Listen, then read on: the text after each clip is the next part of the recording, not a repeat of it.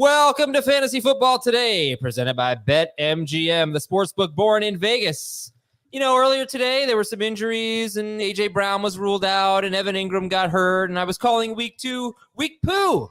But now I think I'm going to call it week woohoo. It was pretty good. There were some injuries, but it was a good week. It was like felt like a normal week. Right? Felt normal? Felt normal, felt fun. I don't know if necessarily quarterbacking is back yet. There's still some wonkiness going on around the league with some of the quarterbacks that are out there. The kids are all right. The kids are all right. Okay, let's see. Who's the highest scoring quarterback this week? Only one 30-point scorer so far. It's got to be Derek Carr? It is not. It is Kyler Murray. Kyler Murray. Yeah. All right. Here's some wow stats about Derek Carr and the New Orleans Saints. The Saints scored on each of their first 9 possessions in week 1 and scored touchdowns on each of their first 6 possessions in week 2. Derek Carr has scored more than 25 fantasy points and 6-point per passing touchdown leagues in 5 of his last 6 games dating back to last season. And this one from the AP. Actually, the first one was from the AP as well. The Saints are the first team to score 44 or more points in each of their first 2 games since the Saints in 2009 when they won the Super Bowl. So with that said, let's get some winners and losers. We're hoping Jamey's able to join us in a little bit. Who's the biggest winner of week woohoo, Heath? Well, it's funny because I put on my winners list the Saints. So we're back to doing that thing where you talk about the thing that I'm going to talk about before I talk about it. Yeah, it was deleted. Great for Derek Carr. And what I wrote that will be published later is that he may be the surprise QB1 of the 2024 season, but also stop sleeping on Shaheed, please. He's a top 30 wide receiver, and Alvin Kamara might be the best running back in fantasy football. And they there's no reason to doubt them anymore. They did it to the Panthers. We're like, oh, yawn. They do it to the Cowboys. The new offensive system seems pretty freaking great. Do you still doubt them against Philadelphia in week number 3? I don't either. Yeah. The new offensive system, I don't have all the fancy numbers about how much motion they used or play action or anything like that. All I know is that offensive line neutralized Micah Parsons, and that's not a small deal. Yeah, it's great. And they just destroyed the Cowboys. And Derek Carr is only 45% rostered. And next week he gets the Philadelphia Eagles. All right, I was going to say my biggest winner, I was looking up the offensive coordinator or the quarterback's coach or the passing game coordinator for the 49ers. And I was going to say, in a year or 2, he's going to be the next guy. But they don't have one. They don't have a quarterback. His name is Kyle Shanahan. Yeah, but usually they have a guy. But all right, anyway, Dave, who's your biggest winner? I don't know, guys. You think Marvin Harrison can really hack it in the NFL? Looked kind of slow last week. Not sure if he can really do this. 8 targets, 4 catches, 130 yards, 2 touchdowns in the first quarter against the Rams. That's what we were drafting. That's the guy that we saw at Ohio State. That's the dude who looks like a difference maker in fantasy football. One of our listeners sent me a post on X and said that I made trade offers in 3 leagues to get Marvin Harrison. I got him in all 3. Feel like a champion. And if you've got Marvin Harrison on your team, you should feel like a champion. And I know that Kyler was the number 1 QB in fantasy and all that stuff, and he only threw 21 passes. But, man, you're going to continue to see that connection between Harrison and Kyler. It's going to grow. It's going to be even better than this. I don't know about 2 touchdowns better, but you get my point. Must-start fantasy wide receiver. Don't even think twice about it. I'm going to go ahead and talk about my other winner because JSN, just say no to starting him in your lineup this week. Taylor Lockett doesn't matter, apparently. Maybe the Seattle offense is not going to be super predictable on a week-to-week basis, which is great if you're a Seattle Seahawks football fan. It's not as great if you're a fantasy manager with one of the wide receivers on your team, but it was nice to see that JSN is still alive. He is still capable and is still a part of their plan. 14 carries for Zach Charbonnet, 16 targets for Jackson Smith and Jigba. I'm wondering if there's going to be a correlation moving forward where if the Seahawks feel like they can't run the ball, JSN will be an extension of the run game, and he's going to have monster numbers like this. Yeah, 16 and 14 targets for Metcalf. Lockett had only 2 targets, but Lockett, unlike last week Lockett didn't play that much. This week he played over 50 snaps. They all played 50 to 55 snaps at the top 3 wide receivers. And Geno Smith threw the ball 44 times in an overtime win at the Patriots. I was hoping you would have a segment today called like what's real, because there were several of these week 1 versus week 2 things, like Jerome Ford, and I think he was on Jamey's losers, being a complete workhorse running back in week 1, and then D'Onta Foreman starting week 2 and handling 2/3 of the rush attempts. Well, I mean, I don't have a segment called What's Real, but certainly we can do an impromptu segment of What's Real. I just saw a note that Isaiah Pacheco is getting evaluated for an ankle injury. So he limped off late in the game against Cincinnati. Right at the very end. Yeah. So that's wonderful. I'm going to throw that in the notes. Let's go to some losers real quick here. Who's the biggest loser? You want to go first, Heath? Well, I mean, you guys, I shouldn't go first because I went third in sending the names in. Fine, I'll go first. I got 2 guys, Rico Dowdle and Ezekiel Elliott. If Dallas is not going to be able to get a good foundational run game going, and they're going to end up in a bunch of blowouts like this, they're not going to get a lot of work. They combined for 13 carries. We saw Dowdle get 4 catches for 29 yards. That was a little surprising, I guess. 5 targets. I'd like for him to keep that job, but Zeke had 3 targets and 2 catches. And this was another game where, for the most part, it was all about Dak to Lamb. Now, Jalen Tolbert made a nice deep catch.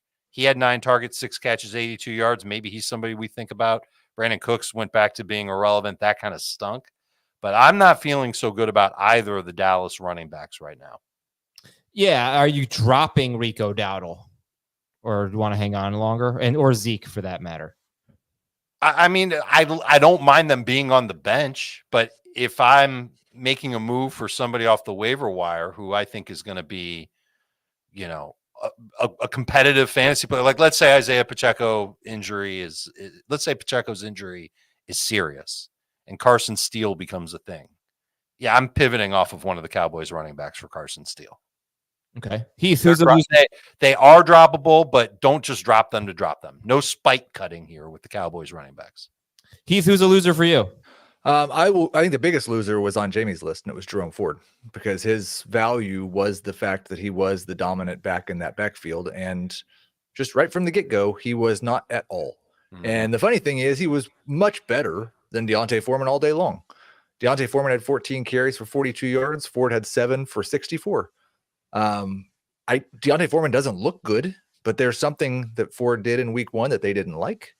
And so you can't view Ford as a safe starter until Chubb returns. I wonder if it's more about them not wanting to overwork Jerome Ford, because they know they're going to need these running backs until Chubb comes back, if Chubb comes back, and if Chubb is himself. Their offense is so bad and so desperate for anything resembling good. I can't imagine they're going to settle for D'Onta Foreman running 2 yards and falling down. No, but at least he can take some of the work off of Ford. Ford still led the way in terms of playing time, but it wasn't like last week. It was only 42% of the snaps. He had a slight edge on 3rd down snaps. Foreman had both the snaps inside the 5. I think that is something you could have predicted. And yeah, you couldn't have predicted it this week because Ford had it last week. Really a good offense. I will agree with you on that. Well, they're also missing both tackles, but it was weird. No, I thought Foreman didn't have a touch last week, or did he have 1? I don't know. I mean, think he might have. I'll double check. I got it. I think he did. I don't think he had a single touch last week. But regardless, it was a big surprise. It made no sense to me. And Pierre Strong got hurt in that game as well. All right, we have a lot of injuries to talk about. Cooper Kupp, Justin Foreman played 1 snap last week. Yeah, Amon-Ra St. Brown. It was an ugly day. Rachaad White and now Isaiah Pacheco. Jefferson. I said that one, yeah. Okay. We'll talk about that in a moment. But if you haven't signed up yet for the BetMGM app, now is the time. And use the bonus code FANTASY because it's a great offer when you sign up on BetMGM. You're going to get up to a $1,500 first bet offer on your first wager with BetMGM. What does that mean? All right, so here's what you do. You download the BetMGM app and you sign up, use the bonus code FANTASY. Deposit at least $10 and place your first wager on any game. You'll receive up to $1,500 in bonus bets if your bet loses. Just make sure you use the bonus code FANTASY when you sign up. Great deal. Let's do it here. All right, we're going to take a break and come back and talk about the big news. Man, it's just like we could spend the whole show on the news because you got McCaffrey and Puka and all this stuff. Fun. But we're not news. We're not going to. So we'll talk about it though after this on FFT.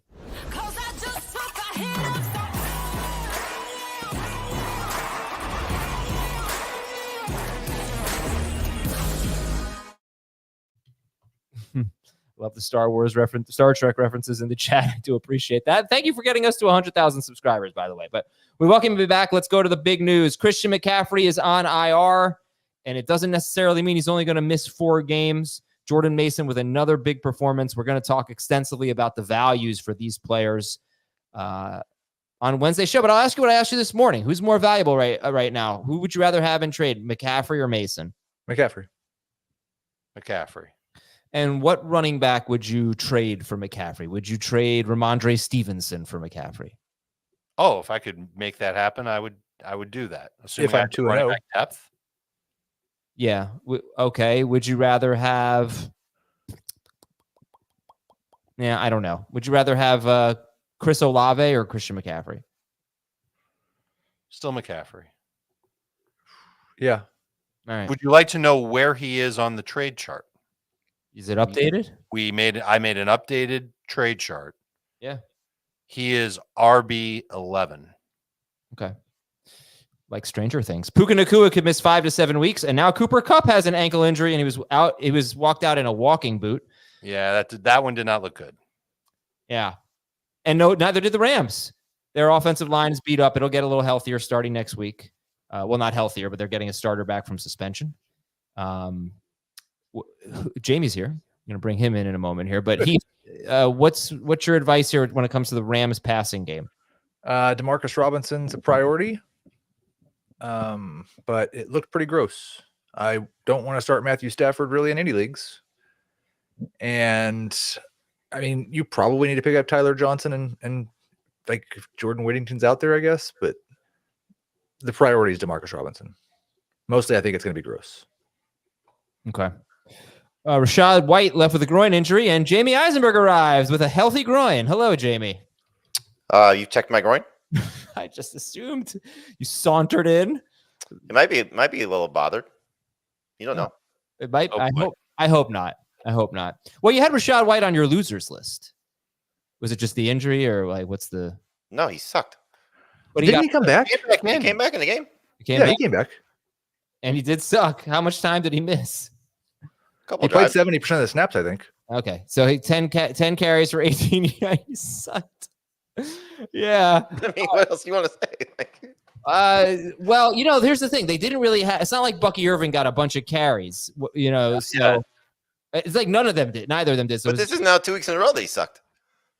Yep, you can't mask it with his receiving numbers this week. Weird that he only had 1 catch. All right, between so him and Jerome Ford, attempted great 19 roles in the passing game for those two schmucks. Jeez. Ornery Jamey on Sunday. Well, you got to cut Jamey a break. He's got a sore groin. Yeah, he does. It's true. So what do you think? So White was started in 84% of leagues. He gets Denver next week, which, could be good. What's your confidence? Could be good. It could be. Awesome. Yeah, but he's not. So I don't know what to say, right? I'm really afraid of Jamey. We're going to start Rachaad White one more week. I am not going to live long or prosper with Jamey on the show. All right. Jonathan Taylor. Dave, did we ever find out what happened with Jonathan Taylor? Jonathan Taylor just did not play in the fourth quarter. They are not saying that there's an injury related to it. Don't be surprised if he shows up with an injury on the practice reports next week, but he did not play a single snap in the fourth quarter. Got a comment from the chat from Robert. Come from the fantasy advice, leave with a prostate exam. Okay, I hope it doesn't feel that way. Justin Jefferson has a bruised quad, and Matthew Stafford apparently was banged up. I heard on the broadcast. I think Jefferson did say he would be ready to go next week. It wasn't serious. He just had to get in the training room and get ready for next week. At what point? After a hamstring injury too last year. Yeah. Fooled you. Think about the first round so far. McCaffrey dead. Tyreek Hill lost his quarterback. St. Brown now hurt. Breece Hall was on an exercise bike for part of the game today. Jefferson now hurt. Braylon Allen's better than Breece Hall. Yep. Alan Lazard's better than A.J. Garrett Brown. Wilson. Alan Lazard better than Garrett Wilson. AJ Brown missing game. Yeah. So what happened to Garrett Wilson? We'll talk about. He got shadowed by L'Jarius Sneed, from what I saw. So we'll talk about that. I got the He worry. had a good matchup, like once. Garrett Wilson. Yeah. Sounds like a buy low to me. I don't know, guys. Yes. Great. Yeah. The number one overall pick the last 8 years. David Johnson in 2017 missed 15 games. Todd Gurley in 2018 was great, missed 2 games, but was RB3.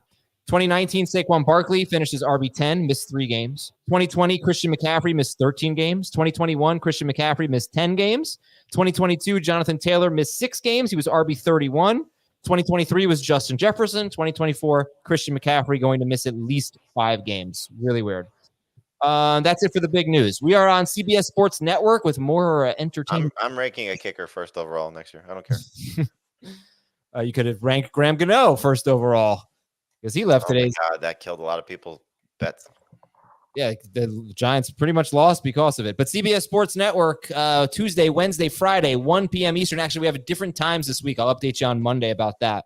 But usually we're Tuesday, Wednesday, Friday, 1 p.m. Eastern. I think we're 11:30 on Tuesday. I think that you could just look to the right a little bit on the screen. 11:30 Tuesday, 12 o'clock Wednesday, 1 o'clock Friday.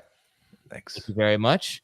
11:30 Tuesday, 12 p.m. Wednesday, 1 p.m. Friday, CBS Sports Network. If you miss it on the network, you can watch it at youtube.com/fantasyfootball today. Let's get to the worryometer. I'm very happy. Start of the week did go well. Yes. Jay, we're responding to some comments here. All right, worryometer, 0 to 10. 0, not worried at all. 10, freaking out. Sam LaPorta, 2 catches for 13 yards on 3 targets. 1 week after having 4 catches on 5 targets. 0 to 10 for Sam LaPorta. It's like a 4. FFE.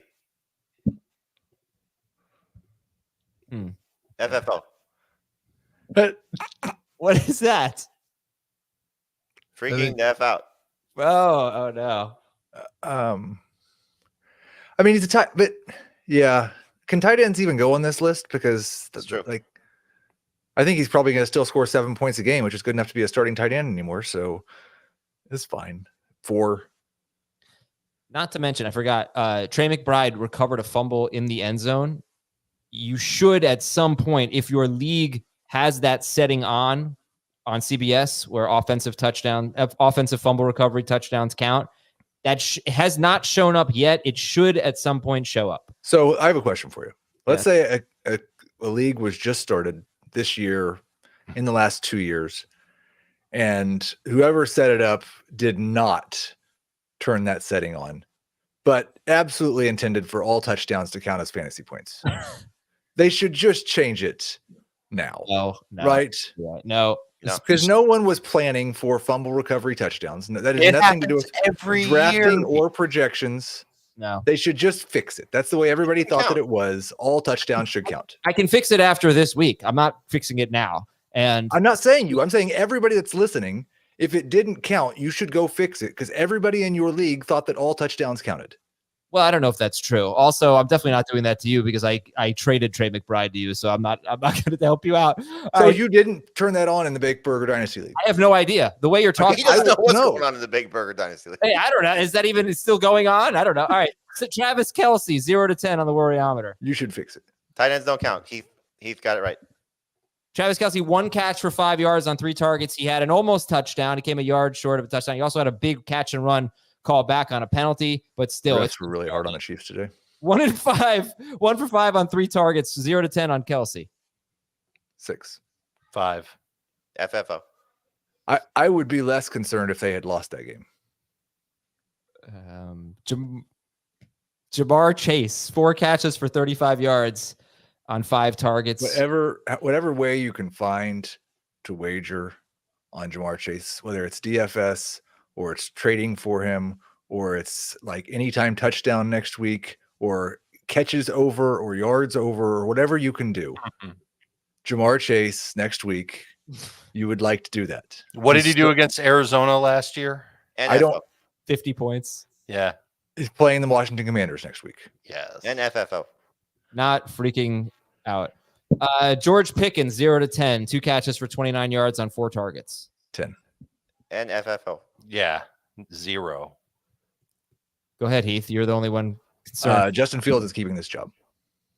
Arthur Smith is well in command and running things he wants to. They're gonna have 18 He had one to of the 20. toughest matchups of the week of the Yeah, season. tough matchup of the week, and he had a touchdown called back. They're gonna have 18 to 20 passes a game. And a deep ball called. Deep Yeah, he had 2 plays called back. He had 23 passes last week, and 6 of them went to Pickens.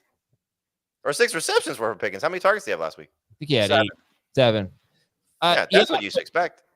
Fields, for those of you who didn't watch, Fields actually played pretty damn well. He had like 4 or 5 really good plays called back on penalties. Some called back on penalties, 2 really good passes that led to pass interference calls. So he could have had he played well, and he took care of the ball. He had a fumble that wasn't really his fault. So I did get a little nervous about that too. But I don't think it's not the Surtain thing. Like, he got Surtained. We're fine with that. Heath, you're nervous about the pass volume. Yes, the Okay. past game. Amari Cooper, another bad game. He's got 17 targets this year, 5 catches for 27 yards and no touchdowns. Amari Cooper will have the Giants and next week though, at least, but 0 to 10. I'll be higher than 4 next week if he stinks. NFFO.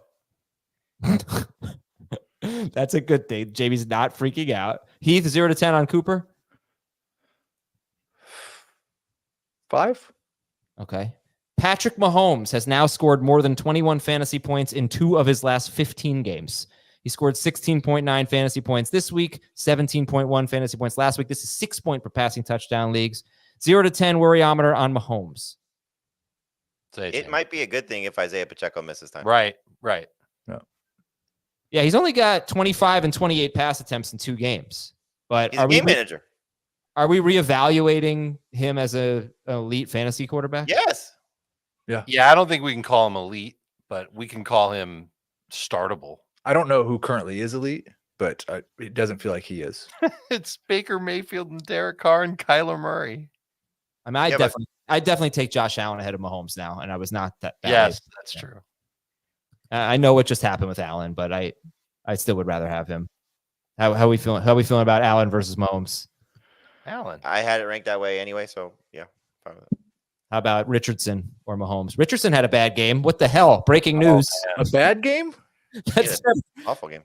I know, but it's the first time that he's played a full game and not. Well, that's a good point. Yeah. Well, it was the second time he'd played a full game.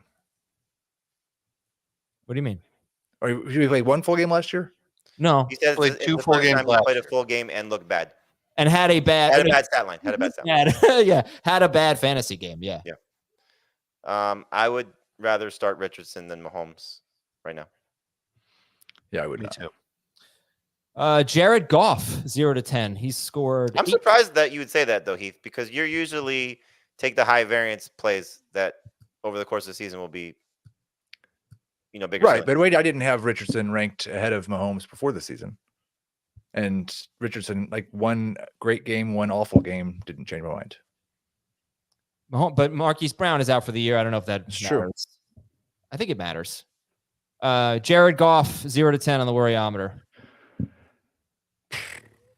I'm going to say like 3. This is another one I'm not that worried about. We didn't have him ranked as a top 12 quarterback before the year, and we expected him to start off with 2 great games. So we basically expect him to be like QB 20 from this point forward.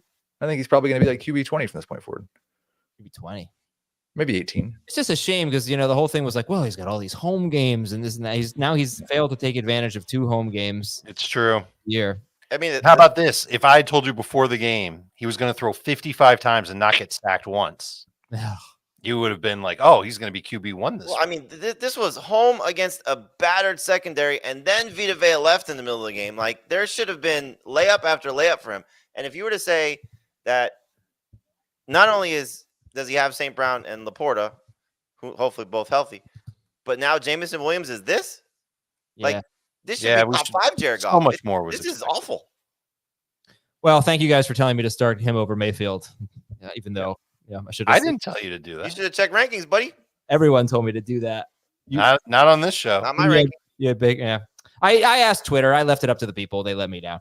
Zamir White, 0 to 10. Good. Blame the audience. We'll go back to begging for subscribers. FFO.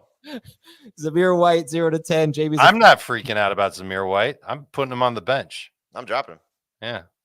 Yeah, he's droppable. Hold on. He's got Carolina next week. Oh, that helps. Jobu game.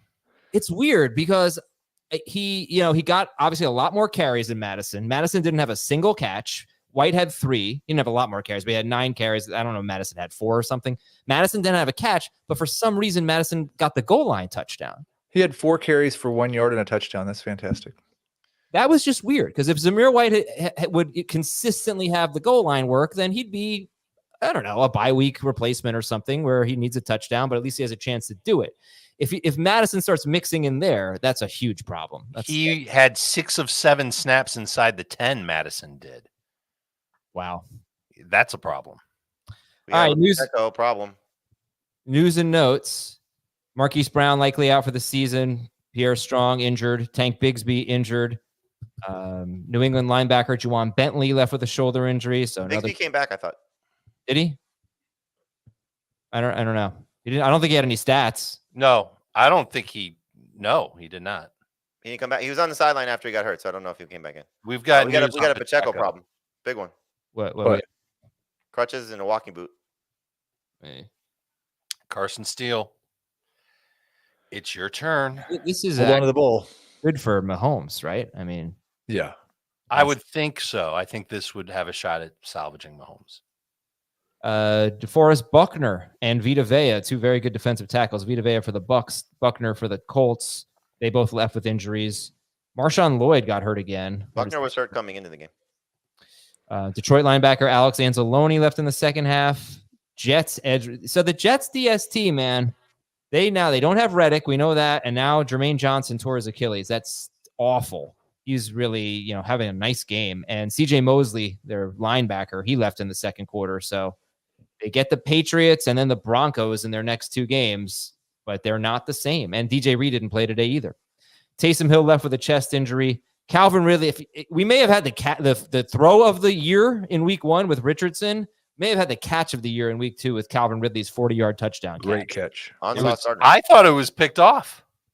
When I first saw it, it looked like, I think it was Chuck Clark was coming in and taking the ball away, but his arms were too high up. The ball went under them, I think, and Ridley had his eyes on it and caught it and went in the end zone. Ridley had a great game. He had a touchdown on a run, the deep ball touchdown on top of it. If he had a more consistent quarterback, I'd be thrilled with Calvin Ridley moving forward. Yeah, but I mean, I feel like he had a total fluke touchdown catch and he had a rushing touchdown. So I think you should give him credit for the touchdown. I don't think it was a fluke touchdown. I mean, it was an amazing catch, but it's not the kind of play you can rely on. And no, but what have we seen a lot of from Will Levis in his first year and a half? YOLO. Crappy plays. A lot of YOLO. Calvin Ridley is not. Is Calvin Ridley someone you want to rely on? No. I think you've got to view him as like a number 3 receiver. High end number 3. Cincinnati lost 2 defensive tackles in this game. Yep, DJ Hill and Sheldon Rankins. A lot of big guys went down today. And Washington is their next opponent, so Brian Robinson will have another good matchup. I wonder if this means there will be more rushing moving forward. And let's go to yes, for sure. Yes. Some more winners, some more losers. Jamey, your winners were J.K. Dobbins, who was your start of the week, started in 86% of leagues, and DK Metcalf, who was only started in 63% of leagues.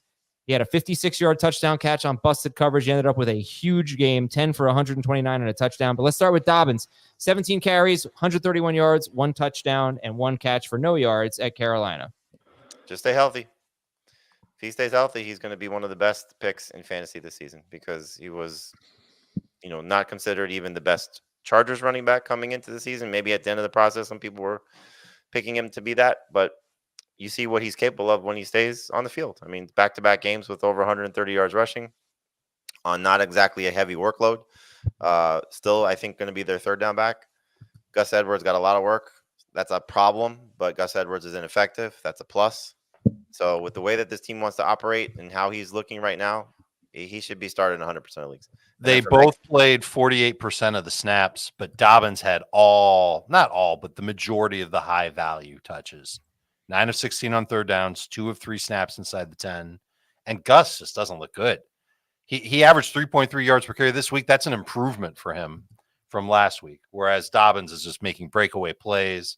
He can do so much more for them. I would expect this to move to a 60-40 split in favor of Dobbins. Yeah, I hope so, but at the same time, I also don't want them to overwork him because you don't want him to run into the same problems that he's had, which is to get hurt. So, be smart. Don't, run him into the ground if they don't have to. And so he's clearly explosive, when he's doing what he's doing. The touchdown run was nice.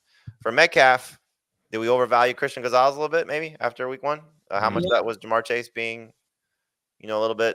I don't know because the touchdown wasn't on Gonzalez. 56-yard touch. He had a solid game other than that, but total busted coverage, 56 yards, untouched. Okay, I'll rephrase it. Maybe we overvalued the Patriots defense a little bit. That's fine. From a pass defense perspective after what they did to Joe Burrow and Jamar Chase. So it is funny. Like Tyler Lockett was the best Seahawks receiver last week, and the other two guys did nothing. And then here the other two guys come out and are absolutely amazing, and Tyler Lockett does nothing. So we have probably what we said about the Texans receivers. There's going to be weeks where there's probably two guys that do something of significance, and most likely one guy gets left out. Mm-hmm. I would much prefer it to be the two guys who went off today, Metcalf and Jason. Yeah, amen. And Heath's winners were JSN and Derek Carr. We talked about them. Dave, you had Marvin Harrison as a winner, but you also had Brian Robinson Jr., 71% started. I think is the first 100-yard rusher in like 25 games for the Commanders. Is that the number, 25? I believe so. 17 carries, 1 catch, 136 total yards. Can't quite find the end zone in this game, but he was close. But yeah, he's crushing it. He's doing great. He's made our winner list for the second week in a row. Last week, Heath had him as a winner. And I like that he led the way with 17 carries. I wish he had more catches. Still had 3 targets in the game. Played 60% of the snaps. Did lose out on third downs to Eckler. Actually lost out on snaps inside the 10 to Eckler as well. I wonder if they were kind of pulling back on Robinson a little bit toward the end of the game. But I think that he is definitely going to be he's going to be their main running back downs guy. He'll still be able to pick up a few targets along the way. The touchdowns will come just like they did last week. And now you saw what he's capable of doing. Good efficiency working alongside Jaden Daniels. Yeah, I mean, I was obviously watching a lot of that game. He did lose some snaps inside the 10, but I didn't really get the sense he would have lost snaps at like the 2 or the 3. He just looks so explosive. He looks really good. Yep. That's Brian Robinson. All right, so how would you rank Christian McCaffrey, Brian Robinson, J.K. Dobbins, and Jordan Mason rest of season? McCaffrey's still at the top of that list, Adam. Yes. And I think Dobbins has probably earned being next on that list. I would take Robinson second just with the health factor. Even though he's sharing a little bit? They're both sharing. They are, but all right, fine. They're both probably going to be around 60%. I still feel like Dobbins is a little better. I'm going to stick with Dobbins, then Robinson, then Mason. Okay, but if I'm 0-2, don't kill me if I trade McCaffrey for Brian Robinson or something. I'd aim higher. I would aim higher. Heath, you wrote about this, didn't you? Well, I did, but that was before McCaffrey? the it might be 6 weeks. I was saying aim for, and I think you ranked him at 11, and which is exactly what I was saying. Aim for a low end RB1. I think you should still aim for that. You should only trade him if you're 0-2, but I'm not sure you're going to get it. You might have to settle for an RB2. Can I take you guys back to last year? This is how it was in so many of our leagues, where one team was like 4-0. Let's say week 4 is over. One team's 4-0, one team's 0-4, and everybody else, it's this jumbled mess of mediocrity. And if I've got a team with Christian McCaffrey and I can somehow squeeze out a win or 2 while he's gone, and I'm not saying I got to be 3-2 or 3-3 when he comes back, but even 2-3, 1-4, something like that.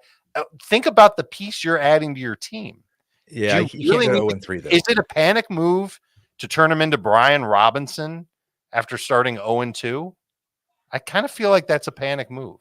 Yeah, I think you got to know the landscape of your team, though. I mean, if it's just McCaffrey that's missing, then that's a different story. If we got a lot of injuries right now that are pretty crucial, and it's not just to the specific player. I mean, the Packers receivers are tough to trust with Jordan Love out. The Dolphins receiver is going to be tough to trust without Tua there.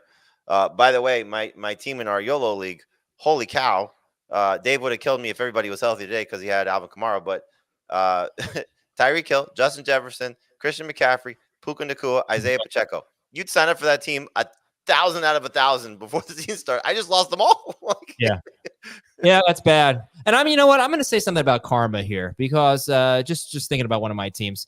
You know, I have Evan Ingram in a lot of leagues. The Colby Parkinson, Mike Gesicki thing. Yeah. Well, we were on the air this morning doing our Sunday morning show, and I'm facing Heath in a league where I have Evan Ingram. So he goes to the waiver wire and he picks up Colby Parkinson, which would have absolutely been my pickup if I had my chance. Like seconds before you picked him up. I clicked add and it said Colby Parkinson is no longer available, whatever, because Heath had just picked him up. So I picked up Mike Gesicki, and I was like a 15-point swing or something like that. So, big karma is a big winner today. Yeah, you know what? It's the only reason you're still alive. It is. Yeah, I know. Yeah. But all right. So thank you, Heath. Anyway, let's take a break, and we'll come back talk about the losers and the games, and we'll be right back on FFT. It's the beginning. We just got started. It all begins in the here and now. This stage could not be any better set. The UEFA Champions League is back. We just got started. Let's go to Heath's losers. We'll do the losers quickly so we can dive into the games here, Heath. Christian Kirk, holy moly. 1 catch, -1 yards. That's 2 catches for 29 yards in 2 games this year. Trevor Lawrence said, I think he said, we suck right now. Doug exactly Peterson, right. Yeah, Doug Peterson expressing frustration. So your thoughts on Kirk? First off, that was the most accurate Trevor Lawrence has been this year. No, I mean, I don't know what else to say about it other than week 1 was bad. Maybe overlook it a little bit. Week 2, he's getting out targeted and outplayed by Brian Thomas and Gabe Davis and Brenton Strange. I think you're probably benching Christian Kirk until he gives you reason to do otherwise. Are you at least does it help a little bit that he had a touchdown called back? Well, I mean, at least he's out there, he's getting opportunities. I'm glad that he was on the field. I mean, I would have a hard time starting him moving forward. Okay. Buffalo next week. You've seen what they've done to receivers so far this year. Diontae Johnson's your other loser. Is he dropped? He's probably droppable. Oh, yeah. Jamie's losers were Jerome Ford and Rachaad White. And Dave, I think I deleted your loser. Oh, no, there they are. Cowboys running backs and Michael. Cowboys Pittman. That was the guy I went to type in, and then I saw David already responded with him. Pittman, again, the targets weren't bad. He had 7 targets, 3 catches for 21 yards. I don't know how many of the targets were off-target throws from Anthony Richardson, but I do know that through 2 games, he has 0 explosive plays. He has 1 red zone target. He has 0 end zone targets, and he's averaging under 8 yards per catch. He had 1 bad drop, and I think the rest of them were probably off target. Terrible. Are we just sitting Michael Pittman? Are we buying low on Michael Pittman? Because this is his value couldn't go much lower than this, right? Well, I'm certainly not cutting Michael Pittman, but I'm not excited to start Michael Pittman. I would trade for him if I could get him for a bench player, but I don't think anybody's going to give him up for a bench player. Scott also has the Bears and the Steelers in his next 2 games, so that's not ideal. Like in some miracle world, could I trade Diontae Johnson for Michael Pittman? Yes, I would do that, but yeah, we don't live in such a magical place where there's. What about Wan'Dale Robinson? Calorie-free pizza? No. What? You wouldn't trade Wan'Dale Robinson for Michael Pittman? No, I would. I would say no to that if I had Pittman. Yeah. You'd give up Wan'Dale. But nobody would give up Jamison. Oh, well, I know St. Brown's hurt. Let's say St. Brown's playing. No one's giving up Jamison Williams for Pittman, right? No way. No. Just throwing it out there. I'm just thinking of a receiver that. How about JSN? How about JSN for Pittman? No. All right, because we're talking about like a 4-round discount on Pittman. So you got draft capital right now. It doesn't matter. I might take it back on JSN for Pittman.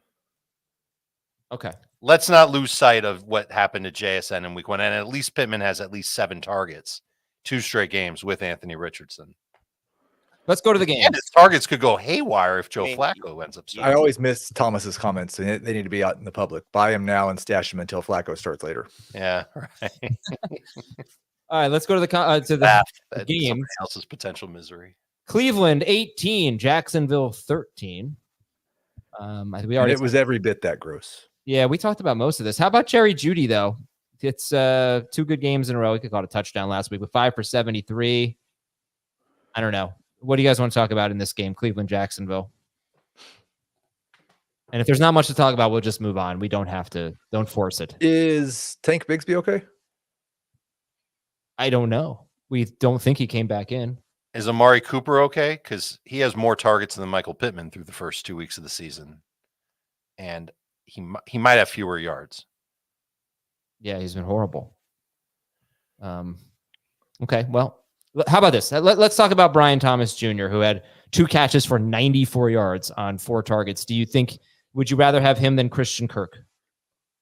Yes. Yeah, there's more upside at this point with him. Okay. And that's something that the Jaguars can get behind too, is all right, let's get the kid more involved, add that dimension to our offense some more. And Brenton Strange might be someone we pick up off waivers. 3 catches for 65 yards on 6 targets. That was Evan Ingram's replacement. Green Bay 16. Do you know how long Ingram's going to be out? No idea. But just, 1% rostered could be a deep league option. All right, Green Bay 16, Indianapolis 10. The Packers had the ball for 40 minutes and 11 seconds. Anthony Richardson with 11.9 fantasy points. Jonathan Taylor with only 14 touches, but for 135 total yards. We talked about Pittman. Anybody interested in Alec Pierce, his second good game in a row? The only problem with both these guys is that Josh Downs was 50-50 to play this week, and sounds like he's on the verge of returning. So what happens when Downs is back? How much does that even make Pittman worse and Pierce somewhat irrelevant? I wonder if he dials down all the targets to the tight ends and Ashton Doolin goes back to the bench. That's like we should have put Malik Willis on this graphic. He outscored Anthony Richardson today. It's unbelievable, man. Malik Willis threw for 122 yards, but he was 12 of 14. We're high. Yeah, this touchdown pass. Revenge game next week. So next week they're at Tennessee, right? Revenge game, yes. Josh Jacobs, 32 carries. I think we can start him with Malik Willis. How about that, Jamey? Remember I gave that stat about Derrick Henry? It was funny. We do our show on CBS Sports HQ with Logan Ryan, former cornerback, with a few teams. Last play with the 49ers, and he was saying how Josh Jacobs is going to have a huge game today, especially with Buckner banged up for the Colts. And that's the first thing that came to my mind was that, and I said this on the air, that Malik Willis helped, or Derrick Henry was great with Malik Willis. Yeah, a lot of work. Great. And I credited you. Thank you. Chargers 26, Carolina 3. And this is another time of possession game. Chargers had the ball for 36 minutes and 18 seconds. Josh Palmer, I think his snaps were a little bit limited. Remember, I don't know if you want to check that, Dave, but Palmer came into the game beat up. He was bad again. Good game for Chuba Hubbard. I mean, is there anyone on the Chargers that you'd be hesitant to drop other than J.K. Dobbins, including McConkey, including Palmer, including Herbert?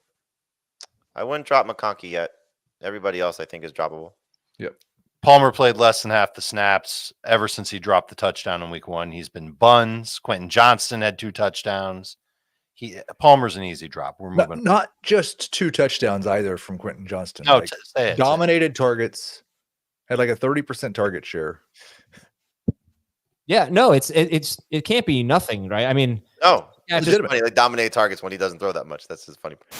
It's 6 of targets still dominating targets. Yeah. Johnston over Johnson. Wait, who? What? You dropped Diontae to pick up Quentin? I mean, you're probably going to be cycling through that roster spot until further notice anyway, so sure. I wouldn't do that personally. I do wonder if Josh Palmer, I mean, the snap counts were down, but also he came in hurt. He was like questionable. So I feel like he's still working. It's fine that he came in hurt, but now it's 2 straight weeks where a different receiver on the team has shined.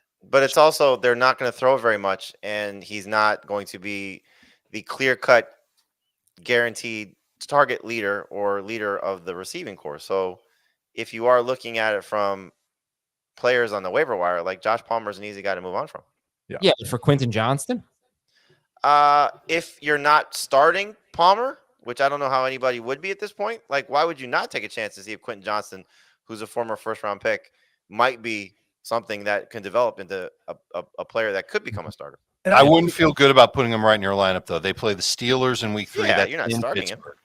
But That's he was going to be also enough. better than Josh Palmer last week. Like, this is not like a 1 week thing. Josh Palmer is just not one of the top 2 wide receivers on this team. Yeah, it's true. But so I'm not trying to make the case for starting Palmer over Johnston. I'm saying if you pick up Johnston, he's probably going to be on your bench for a little bit. At Pittsburgh in week 3, maybe Kansas City week 4. They're on bye in week 5. At Denver in week 6.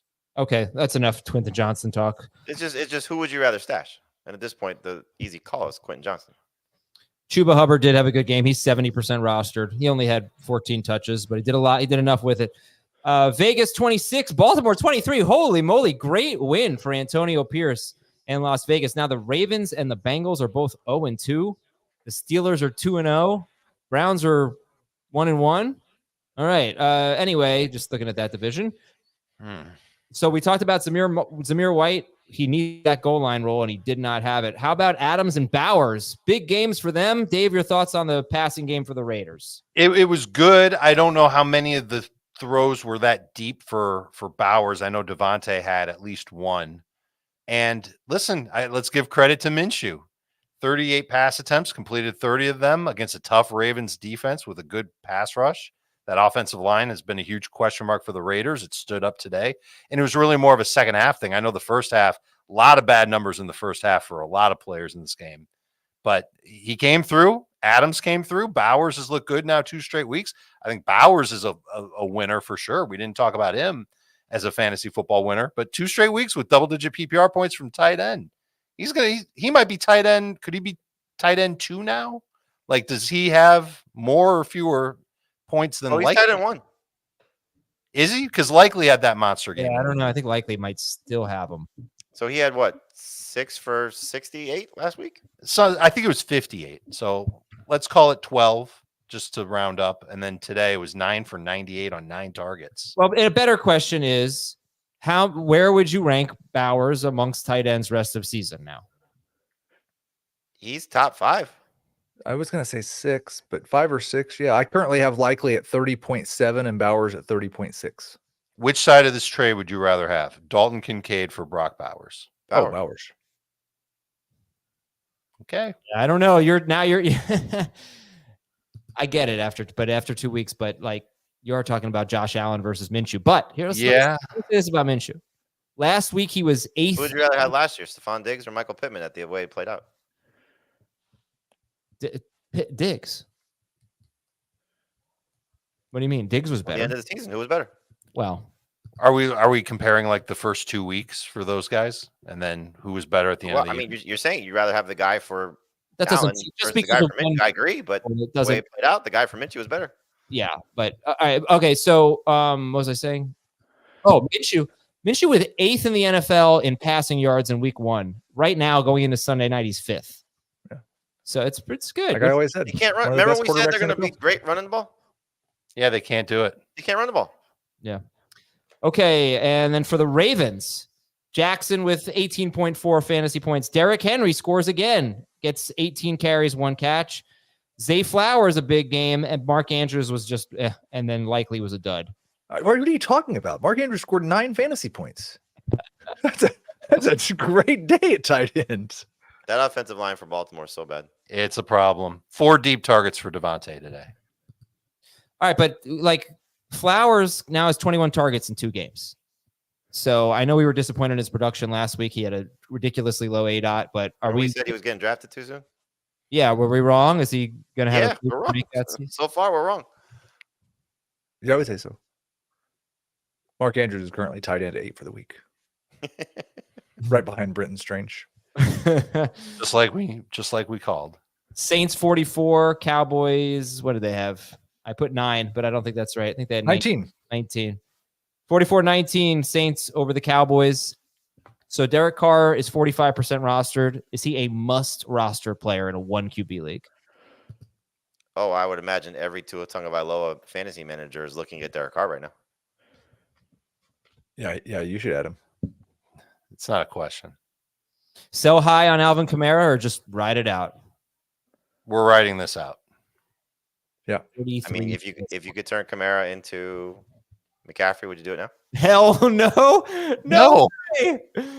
Who would you trade him? Obviously Brees. Who else? Who's ahead of Kamara? Is Brees better than him?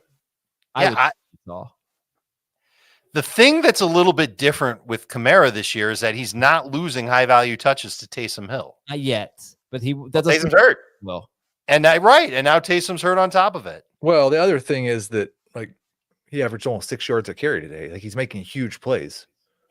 He's just been a catch volume based guy the last couple of years, and now all of a sudden everything in New Orleans is awesome. I know who won coordinator of the year. It's over after 2 weeks. Olave, we're cool with Olave, right? He is a yard away from a touchdown, 4 catches, 81 yards. Another day, like Derek Carr threw 16 passes. Right. Is that we're right? cool with Olave, He but didn't have to with his defense dominating the way they did 2 weeks in a row. Yeah, that's very cool. Shaheed's at least a flex moving forward too.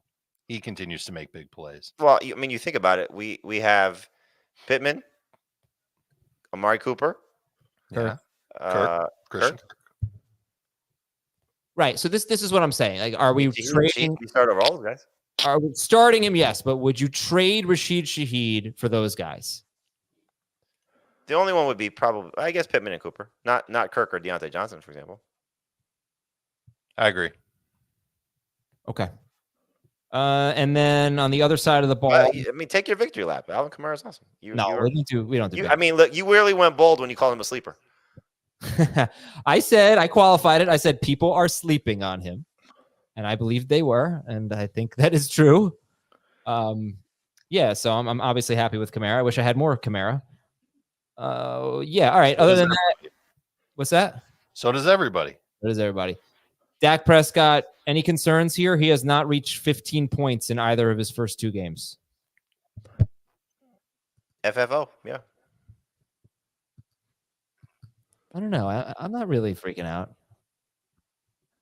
Like, Who you starting rest of season? Baker Mayfield or Dak Prescott? Dak Prescott. He's not reached what? 15. In either of his 2 games? 15. There are only 14 quarterbacks averaging 15 fantasy points per game right now. Well, Which is awful. The bad stat. Awful. Like last week was forgivable for Dak because he got a blowout win at Cleveland, right? That's not a great setup for him. This week was bad, but I don't know. Like, just remember last year that he stunk, and then things changed so quickly. Turned it up. Yep. All right. So what's the answer for you? Baker Mayfield or Prescott rest of season? His touchdown Dak. was also extremely lucky. What are you saying? Whose touchdown was lucky? The touchdown to CeeDee Lamb was lucky. Yeah, it was. That was a breakaway play. I'm going to make you answer it, Jamey. You got to be on the record. I'm sorry. What was the question? Mayfield or Dak rest of season? Oh, I'll take Mayfield. Okay. All right. Washington 21, Giants 18. I was never a big Dak guy though this year. Washington had the ball for 37 minutes and 32 seconds. They kicked 7 field goals, and they won the game. All right. So, believe it or not, now's the time to sell Malik Neighbors. No. I could be convinced. What am I turning him into? Am I turning him into Michael Pittman? Please don't do that. Hell no. Well, why would you of course you're not. The guy just had 127 yards and a touchdown and was being drafted before Michael Pittman. All right, so Mike Evans coming off a bad game. Would you rather have Evans or Neighbors moving forward? I would prefer Evans. Evans is probably the right answer there. I don't know. What about Garrett Wilson or Malik Neighbors? Oh, Wilson in a second. Like Wilson had more points. Neighbors had more points in this game than Wilson has in 2. 2 games, right? That's easy, right? You guys would do that too? Yeah. Correct. Yep. Are we paying too much to Neighbors matchup in week 2? That's what I'm saying. Like, Well, I mean, look, he had 5 for 66 in week 1, and that I think is probably the floor. That's kind of what I was thinking. Yeah. I'm thinking that he can be better than that in PPR. I would agree, He'll but get more targets. what do you have last week? 7 targets? He had a 64% target share today. This is their offense. Yeah, right. That's double at least double what it will be rest of season. Is this not the Dak Prescott, CeeDee Lamb thing all over again? They're just going to throw it to No, neighbors. it's not the Dak Prescott CeeDee Lamb thing. Not at all. They In have any no way, other choice but to throw it to neighbors. It's the same scenario, Dave. It's not the You know same what caliber CeeDee player. Lamb's I target share agree. is? It's Half definitely of not what Neighbors quarterback. was today. No, but Neighbors could have a 30% target share. He Absolutely. could. If he has that, you're not going to But want if you cut his stats in half today, it's not quite as impressive. No, he also had a terrible drop that cost them the game. All right, Terry McLaurin, buy low or heck no? I'd buy low. No thanks. I would buy low, but very low. Rasheed Shaheed or Terry McLaurin? McLaurin. Terry McLaurin. I'm See, not making that trade either way. Fair. Seattle 23, New England 20. This is a nice game if you had Walker and Charbonnet, because Charbonnet got you the points, but probably didn't do enough to threaten Walker when Walker comes back. 14 carries, 38 yards, and a touchdown. He also had 5 catches for 31 yards. That's the appeal. That's 19 or more touches, I think, in every game where he's filled in for Walker, either leaving early or missing the game. 18 or more. I agree with you, but it also feels like every time Charbonnet gets a chance to start, it's a not easy matchup for him. And this Patriots defense is going to be better than we give it credit for coming into the season. Well, I don't like he played the Cowboys and the Niners last year, and they were not good run defenses. They weren't bad necessarily. But you say that, though. They weren't. I mean, were they the Ravens? No. Are they still two of the better defenses in the NFL? Yes. Yeah, no, I get that. But he's not facing, like, he didn't face the Texans. He didn't face the Bears last year. He didn't face these teams that give up 3 He also points. didn't face Denver like Walker did in week 1. Yeah. All right, fine. So you're worried about Ken Walker? No. Like I said, I agree with you. I think what you said is right. I don't think this was the game like you say, oh my God, Ken Walker lost his job. No. This is just, I think every time Charbonnet gets these chances, it's like last year when Roshan Johnson didn't get a chance to play because he was concussed when what's his name was hurt. Khalil Herbert was hurt. Right. I hear you. I hear you. It's just like he just falls into these, tough spots. Well, the story in this game to me is Ramondre Stevenson, guys. 21 carries, 81 yards, and a touchdown, 2 catches for 9 yards. I was calling him a sell high. Heath, you called him a sell high on Wednesday. Sell high on Stevenson or keep it going? I don't think he's as much of a sell high now as he was then. He's their best offensive player. That you knew going in, but it's just obvious now. The carries were a little more evenly split between him and Gibson this game. He had 10. Gibson had 11 carries. He had 21. So, and they had time of possession on their side. So I wonder if that played a role in Gibson. But that feels like this is how they're going to play most weeks, unless they're playing like a juggernaut, and that's not happening next week. The Jets. They're playing a team that can't stop the run next week. Yeah. So Stevenson's going to continue to be a must start. Yeah. All right. Had huge high value touch edge today over Gibson. But it was 25-7 in week 1. So that's a pretty significant difference in terms of ratio. That's fine. Yeah, let's just move on here because Gibson was injured in going into week 1. So, all right, Tampa Bay. I might sell high on Stevenson after next week. We got to talk about Hunter Henry. 8 catches, 109 yards on 12 targets. Jamey, Jacoby Brissett. Jamey, you're going to write the waiver wire column. How are you going to be feeling about Hunter Henry? I think between him and Mike Gesicki, they're must-add players.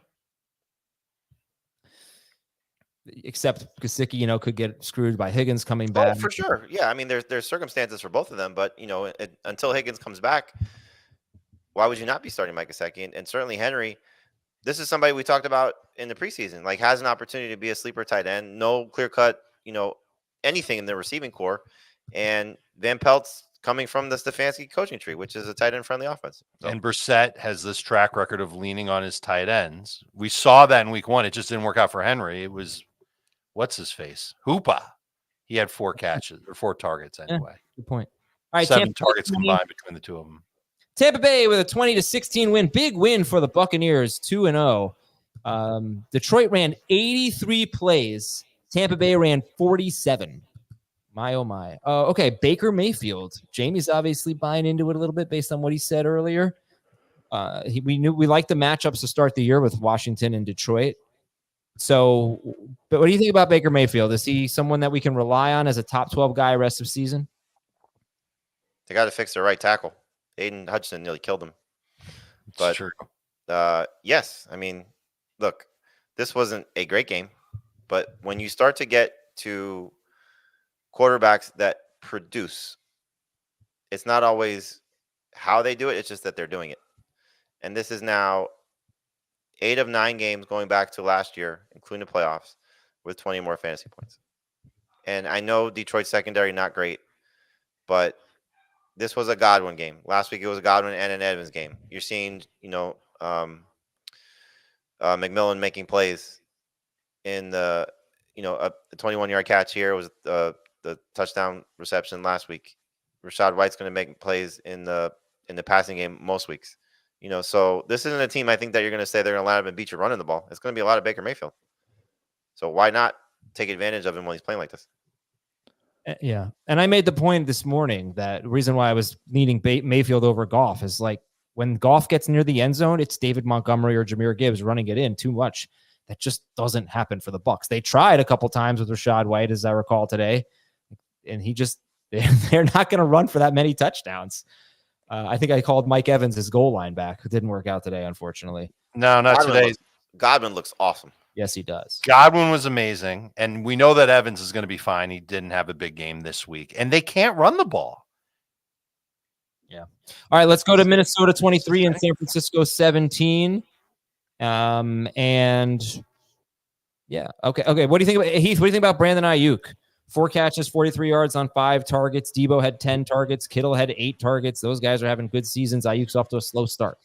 It's been a slow start for the one new contract guys, right? Mm-hmm. Maybe not Lamb. Maybe practice mattered a little bit. Lamb was great in week 1.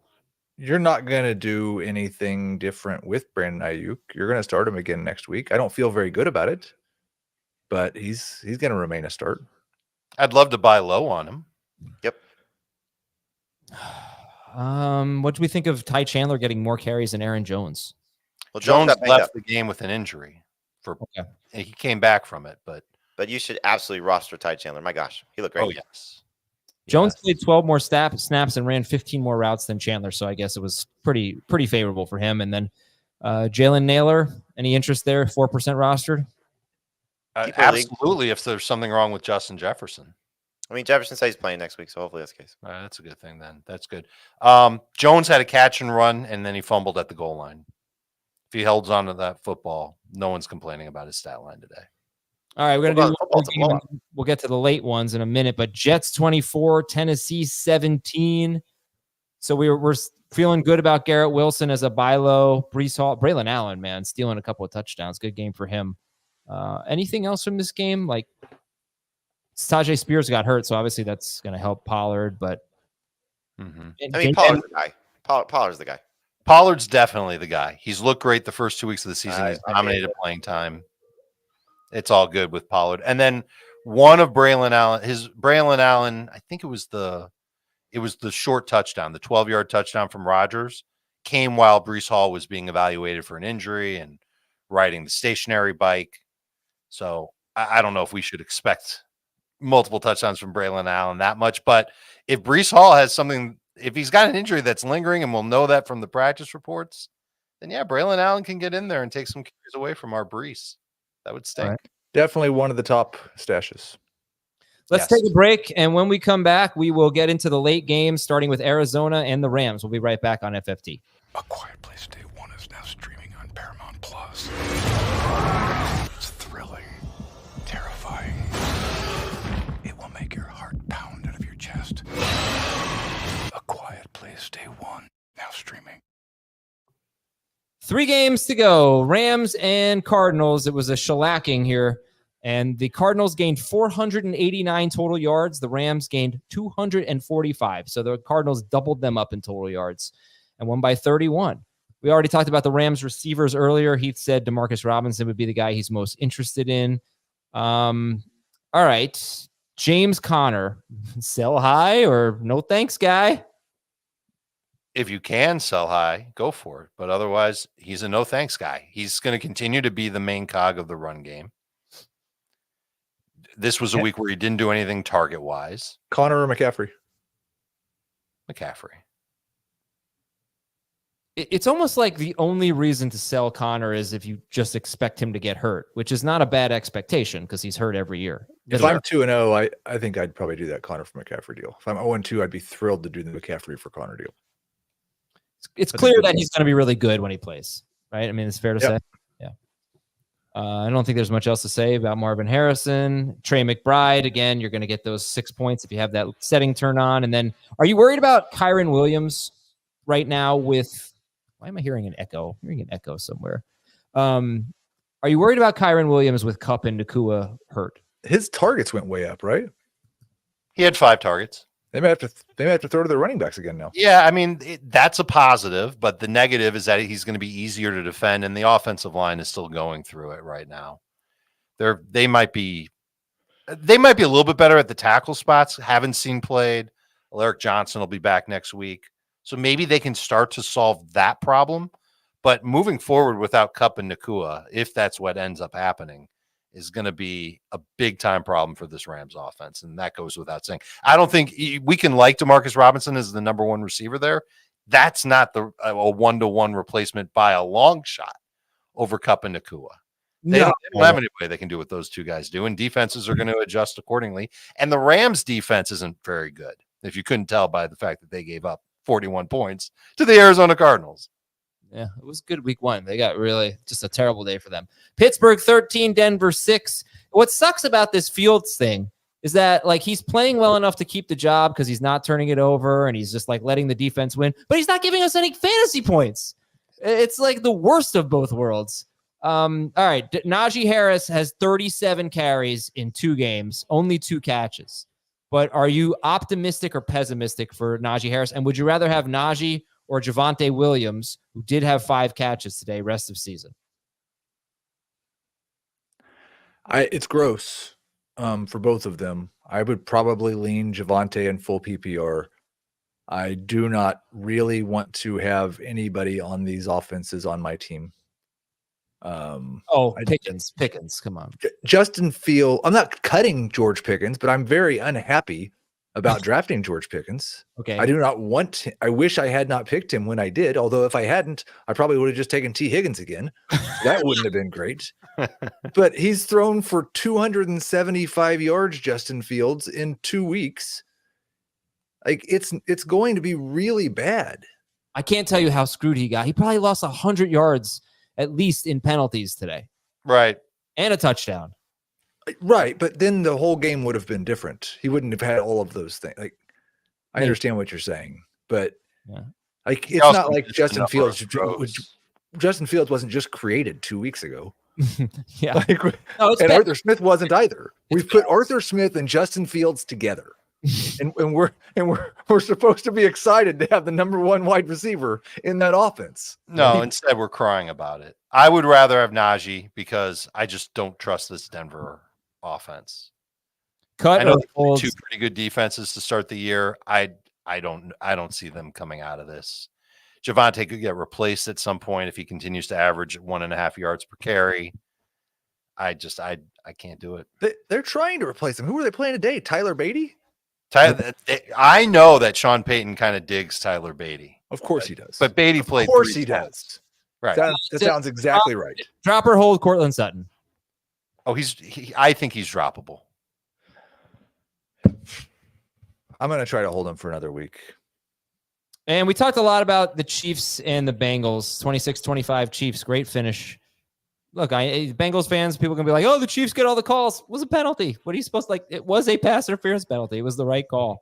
Watching it live, it did kind of feel like a call just to go Kansas City's way. And then on the you could see that it was absolutely pass interference. I like the way the league kind of killed Dave's mic there when he started talking about how. Yeah. No, watching it live, I thought, oh, he hit him early.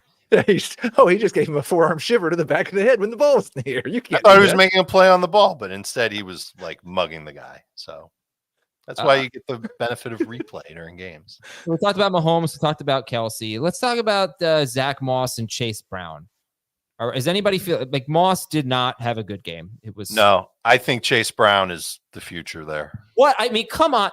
What is it? How many games in a row is it going to be so clear that Zach Moss is the starting running back. He's the goal line running back who didn't get into the end zone, but he had his chances. And yet it's always, Zach Chase Brown. Why? Come on, Dave. Why? Because he looks better. If you watch the games, there's nothing that's really good about Zach Moss. He struggles to gain ground. He's not as elusive as Chase Brown. There's something that's holding this coaching staff back from giving Chase Brown more work. And it might be that they both stink. And if that's the case, then this is going to be a problematic offense moving forward. They're not just letting Joe Burrow throw the ball 45 times a game. There's some really bad vibes on this Bengals team. Jamar Chase needs to chill out. He was, I guess they said, the sideline reporter said that he was mad because he felt like it was a hip drop tackle. I didn't see anything wrong with the tackle. Did you? No.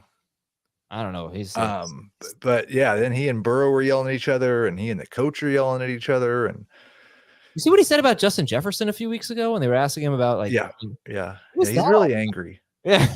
They should give him a new contract and see if that fixes things. All right. We're out of here for today. Thanks, everybody. We will talk to you tomorrow with Beyond the Box Score at noon Eastern on youtube.com/fantasyfootball today. Have a good one.